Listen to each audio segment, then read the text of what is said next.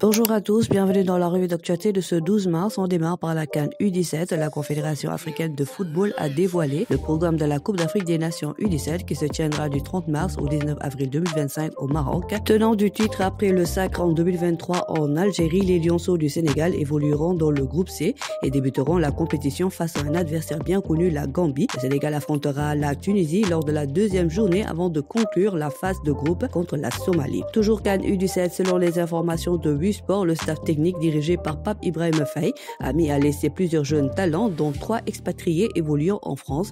Il s'agit de Sofiane Gomis, attaquant de 16 ans des Chamois Niortais U17, Amadine Tal, milieu relayeur évoluant à Viry-Chantillon U17 et Tony Wade, attaquant de 16 ans des U17 Nice. Reste à voir s'ils parviendront à convaincre le staff avant l'annonce de la liste définitive des 21 joueurs retenus pour la compétition. Direction Libye, c'était dans les tuyaux depuis plusieurs jours, c'est désormais officiel. Aliou Cissé est le nouveau sélectionneur de la Libye. Il devient ainsi le premier Sénégalais à entraîner une équipe nationale étrangère. Il a paraphé un contrat jusqu'en 2027 avec une option de prolongation en cas de qualification pour la prochaine Coupe d'Afrique des Nations. Les Chevaliers de la Méditerranée s'apprêtent désormais à affronter l'Angola et le Cameroun en qualification pour la Coupe du Monde 2026. JOJ 2026, à un peu plus d'un an des Jeux Olympiques de la Jeunesse Dakar 2026, le ministre des Sports Khady Ndiaye a lancé le compte à rebours de la prestigieuse compétition qui se tiendra pour la première fois sur le sol africain. En effet, ce mardi, elle a rencontré les directeurs techniques nationaux des différentes fédérations sportives dans le cadre de la préparation des JOJ 2026. Ainsi, un budget d'1 milliard a été dégagé pour la préparation des athlètes. Enfin, l'Assemblée nationale extraordinaire de la Confédération africaine de football se tiendra ce mercredi 12 mars 2025 au Caire. Sans surprise, Patrice Motsepe, candidat unique, remplira pour un second mandat à la tête de la CAF. En revanche, la bataille pour un siège au Conseil de la FIFA s'annonce plus disputée. Parmi les candidats, Augustin Senghor, vice-président de la CAF actuel, président de la Fédération sénégalaise de football, veut faire entendre la voix du Sénégal à l'échelle mondiale.